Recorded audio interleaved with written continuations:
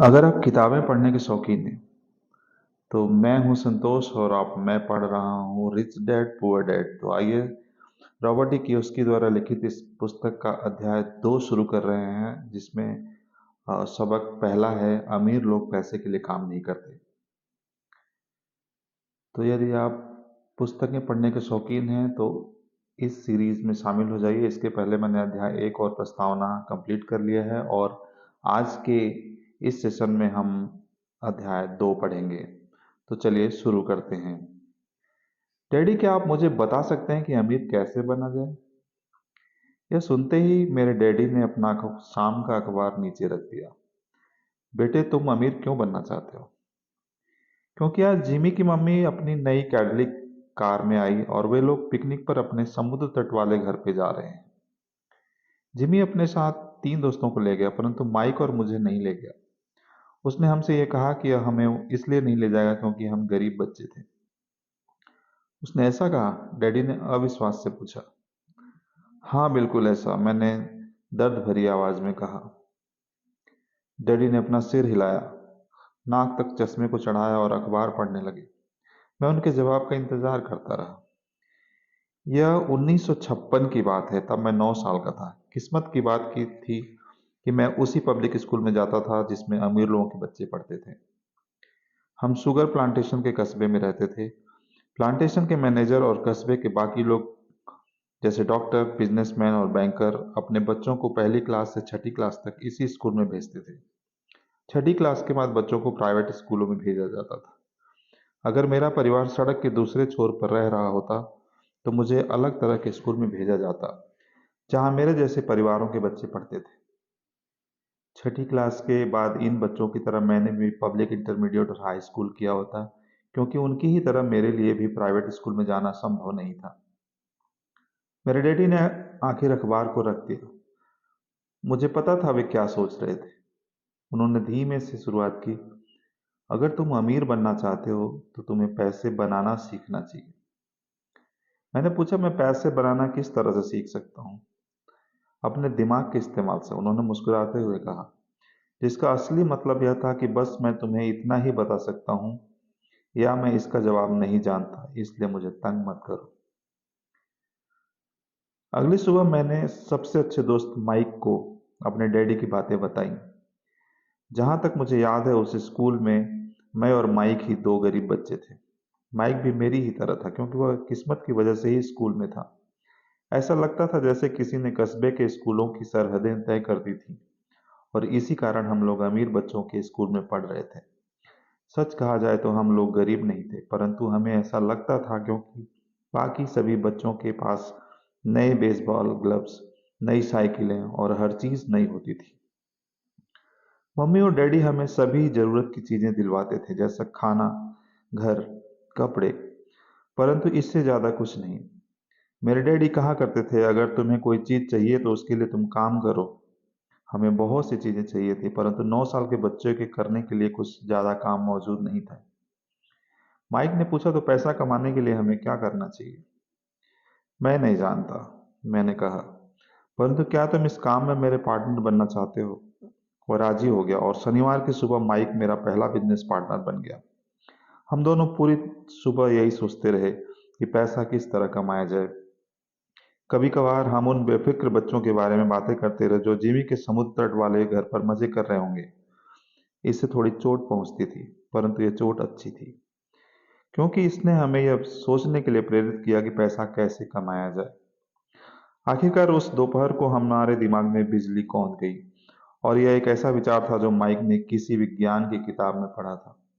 रोमांचित होकर हमने अपने हाथ मिलाए और पार्टनरशिप के पास अब एक बिजनेस था। अगले कुछ हफ्तों तक मैं और माइक आसपास के इलाकों में दौड़ भाग करते रहे। हम दरवाजों पर दस्तक देते थे और पड़ोसियों से कहते थे कि वे अपने इस्तेमाल किए हुए टूथपेस्ट ट्यूब हमारे लिए रख लें। हैरत से हमें देखते हुए ज्यादातर लोगों ने मुस्कुराकर हमारी बात मान ली। कुछ ने हमसे पूछा कि तुम्हें टूथपेस्ट ट्यूब क्यों चाहिए? इसके जवाब में हमने कहा, हम आपको यह बात नहीं बता सकते, यह एक बिजनेस सीक्रेट है। सप्ताह गुजरते गए और मेरी माँ बहुत दुखी हो गई। हमने कच्चे माल को इकट्ठा करने के लिए हमने जो जगह चुनी थी वह उनकी वॉशिंग मशीन के ठीक पास थी, एक भूरे कार्डबोर्ड के बक्से में जिसमें कुछ केचप की बोतलें रखी रहती थी। हमारे इस्तेमाल किए हुए टूथपेस्ट के ट्यूब की संख्या बढ़ने लगी। आखिर एक दिन माँ का सब्र बांध टूट गया। पड़ोसियों के मुड़े तोड़े और इस्तेमाल किए हुए टूथपेस्ट ट्यूब्स को देखते हुए ऊब गई थी। उन्होंने पूछा, तुम लोग क्या कर रहे हो? और मैं यह नहीं सुनना चाहती थी कि यह बिजनेस सीक्रेट है। इस कचरे को साफ कर दो या मैं इसको बाहर उठाकर फेंक देती हूँ। माइक और मैंने उनके हाथ पैर जोड़े और उन्हें यह बताया कि जल्द ही हमारा कच्चा माल पर्याप्त जमा हो जाएगा और फिर हम उत्पादन शुरू कर देंगे। हमने उन्हें बताया कि हम कुछ पड़ोसियों का इंतजार कर रहे थे क्योंकि वे अपने टूथपेस्ट के ट्यूब्स खत्म कर लें। माँ ने हमें एक हफ्ते की मोहलत और दे दी। उत्पादन शुरू होने की तारीख करीब आ गई थी। दबाव बढ़ चुका था। हमारे वेयर हाउस के मालिक यानी मेरी माँ ने हमारी पहली पार्टनरशिप कंपनी को जगह खाली करने का नोटिस थमा दिया था। अब माइक का यह काम था कि पड़ोसियों को अपने टूथपेस्ट जल्दी खत्म करने को कहे और साथ में यह जोड़ दे कि दांतों के डॉक्टरों का कहना है कि दिन में कई बार ब्रश करना चाहिए। मैं उत्पादन की प्रक्रिया को ठीक ठाक करने में जुट गया। एक दिन मेरे डैडी अपने एक दोस्त के पास साथ कार में बैठकर पोर्च में आए और उन्होंने आश्चर्य का ठिकाना उनको नहीं रहा जब उन्होंने वहां 9 साल के दो बच्चों को उत्पादन की प्रक्रिया में पूरी गति से जुटे देखा। हर तरफ बारीक सफेद पाउडर बिखरा हुआ था। एक लंबी मेज पर स्कूल से लाए हुए दूध के छोटे कार्टन थे और हमारे परिवार की हिबाची ग्रिल लाल दहकते कोयलों के साथ अधिकतम गर्मी पर जल रही थी। डैडी सावधानी से हमारे करीब आए। चूंकि हमारे उत्पादन की प्रक्रिया ने पोर्च पर कब्जा कर लिया था इसलिए उन्हें कार बाहर खड़ी ही करनी पड़ी। जब वे अपने दोस्त के पास आए तो उन्होंने कोयले को ऊपर रखा एक स्टील का बर्तन देखा जिसमें टूथपेस्ट के ट्यूब पिघल रहे थे। उन दिनों टूथपेस्ट प्लास्टिक के ट्यूब्स में नहीं आते थे। ट्यूब शीशे के बने होते थे। एक बार पेंट जल जाने पर हम ट्यूब्स को स्टील के बर्तन में डाल देते थे क्योंकि वे पिघल कर द्रव रूप में आ सके। इस पिघले हुए शीशे को हम छोटे छेद वाले दूध के कार्टनों में डाल रहे थे। दूध के इन कार्टनों में प्लास्टर ऑफ पेरिस भरा था। हर तरफ फैला सफेद पाउडर प्लास्टर ही था जिसमें हमने पानी मिलाया था। जल्दबाजी में मैंने उसके बैग को गिरा दिया था और पूरी जमीन ऐसी लग रही थी जैसे वहां अभी अभी बर्फ का तूफान आया था।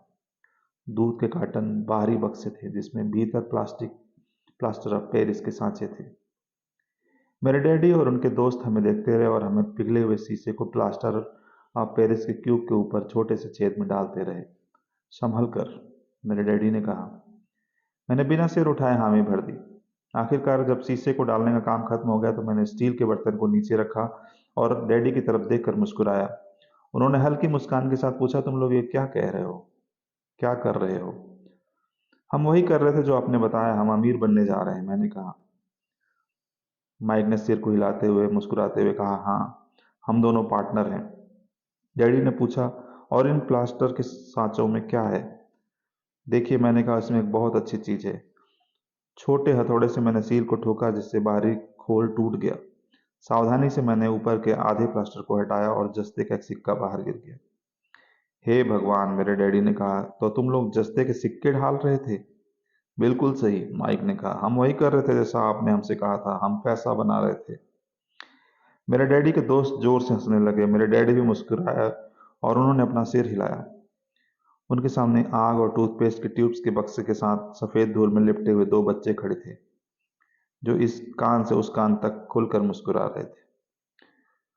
उन्होंने हमसे कहा कि हम सब कुछ छोड़कर उनके साथ चलें और घर के सामने वाली सीढ़ी पर बैठें। मुस्कुराते हुए उन्होंने हमें जालसाजी शब्द का मतलब समझाया। हमारे सपने धराशायी हो गए थे। तो आपका मतलब है कि यह गैर कानूनी है? माइक ने कांपती आवाज में पूछा। छोड़ो भी, डैडी के दोस्त ने कहा, हो सकता है कि बच्चे अपनी जन्मजात प्रतिभा को विकसित कर रहे हों। मेरे डैडी उन्हें घूरते रहे। हाँ, यह गैर कानूनी है, डैडी ने नरमी से कहा, परंतु तुम लोगों को यह बात साबित कर दिया है कि तुमसे बहुत ज्यादा रचनात्मकता और मौलिक विचार हैं। इसी तरह आगे बढ़ते रहो, मुझे तुम पर गर्व है। निराश होकर माइक और मैं तकरीबन करीब 20 मिनट तक चुपचाप अपना सिर पकड़ के बैठे रहे। इसके बाद हमने सारा अटाला साफ करना शुरू किया। पहले ही दिन हमारा बिजनेस चौपट हो गया था। पाउडर साफ करते हुए मैंने माइक की ओर देखा और कहा, मुझे लगता है कि जिमी और उसके दोस्त ठीक कहते हैं, हम सचमुच गरीब हैं। जब मैंने यह कहा तब डैडी बस ही जाने वाले ही थे। बच्चों, उन्होंने कहा, तुम गरीब तभी कहलाओगे जब तुम हार मान लोगे। सबसे महत्वपूर्ण चीज यह है कि तुमने कुछ किया। ज्यादातर लोग केवल अमीर बनने के बारे में बातें करते रहते हैं और उनके सपने देखते रहते हैं, परंतु तुमने कुछ किया। मुझे तुम दोनों पर गर्व है। मैं एक बार फिर से यही कहूंगा, आगे बढ़े चलो, हार मत मानो। माइक और मैं खामोश खड़े रहे। यह शब्द सुनने में अच्छे थे, परंतु हमें यह पता था कि हमें क्या करना चाहिए। तो ऐसा क्यों है डैडी कि आप अमीर नहीं हैं? मैंने पूछा। क्योंकि मैंने एक स्कूल टीचर बनने का फैसला किया था। स्कूल के टीचर अमीर बनने के बारे में नहीं सोचते। हम सिर्फ पढ़ाना पसंद करते हैं। काश कि तुम लोग हो कि मैं मदद कर सकता, परंतु हकीकत में मैं यह नहीं जानता कि दौलत कैसे कमाई जाती है। माइक और मैं पलटे और अपने सफाई अभियान में जुट गए। डैडी ने कहा, अगर तुम यह लोग सीखना चाहते हो तो अमीर कैसे बना जाता है तो तुम मुझसे मत पूछो। माइक, तुम अपने डैडी से यह सवाल पूछो। मेरे डैडी? माइक ने हैरानी से कहा। हाँ, तुम्हारे डैडी। मेरे डैडी ने मुस्कुरा कर दोहराया। तुम्हारे डैडी और मेरा बैंकर एक ही हैं। वह तुम्हारे डैडी की बहुत तारीफ करता है। उसने मुझे कई बार यह बताया कि पैसा बनाने में तुम्हारे डैडी का कोई जवाब नहीं है। मेरे डैडी? माइक ने एक बार फिर हैरानी से कहा। फिर ऐसा क्यों है कि स्कूल के अमीर बच्चों की तरह हमारे पास शानदार कार और आलीशान बंगला नहीं है? शानदार कार और आलीशान बंगले होने का मतलब यह नहीं होता कि आप निश्चित रूप से अमीर हैं और आप पैसा बनाने की कला जानते हैं, डैडी ने जवाब दिया। जिमी के डैडी शुगर प्लांटेशन में काम करते हैं। उनमें और मुझ में ज़्यादा फर्क नहीं है। वे एक कंपनी के लिए काम करते हैं और मैं सरकार के लिए। कंपनी उन्हें कार खरीद कर दे देती है। इस समय शक्कर की कंपनी आर्थिक संकट में फंसी हुई है और जिमी के डैडी के पास जल्द ही कुछ नहीं बचेगा। तुम्हारे डैडी अलग है माइक। ऐसा लगता है कि वे तुम एक साम्राज्य बनाने जा रहे हैं और मेरा अंदाज यह है कि कुछ ही सालों में बहुत अमीर बन जाएंगे। यह सुनकर माइक और मैं एक बार फिर रोमांचित हो गए। नए उत्साह से हमने अपने डूबे हुए व्यवसाय के कचरे को साफ करना शुरू किया। जब हम सफाई कर रहे थे तब हमने ये योजना बना ली कि कब और कैसे माइक के डैडी से बात की जाए। समस्या यह थी कि माइक के डैडी बहुत ज़्यादा काम करते थे और देर रात तक घर नहीं लौटते थे। माइक के डैडी के पास कई warehouse, construction company, stores की श्रृंखला और 3 रेस्तरां थे। रेस्तराओं के कारण ही उन्हें घर लौटने में देर हो जाती थी। सफाई खत्म होने के बाद माइक बस पकड़कर अपने घर चला गया। वह अपने डैडी से बात करने वाला था, चाहे वह कितनी ही देर में घर से लौटे। उनसे पूछने वाला था कि क्या वे हमें अमीर बनने की तरकीब सिखाने के लिए तैयार हैं। माइक ने मुझसे वादा किया था कि जैसे ही वो अपनी डैडी से बात कर लेगा वो मुझे फ़ोन करेगा, चाहे कितनी ही देर क्यों न हो जाए। फ़ोन रात को 8:30 बजे आया। ओके, अगले शनिवार, मैंने कहा और फ़ोन रख दिया। माइक के डैडी और मुझसे मिलने के लिए तैयार हो गए थे। शनिवार की सुबह 7:30 बजे मैंने शहर के दूसरे हिस्से में जाने के लिए बस पकड़ी। दोस्तों, आज चैप्टर 2 में बस इतना ही। नेक्स्ट वीडियो और इस ऑडियो सीरीज के अगले सेशन में हम पढ़ेंगे और सबक शुरू हुए। तो आज के लिए बस इतना ही। बहुत बहुत धन्यवाद।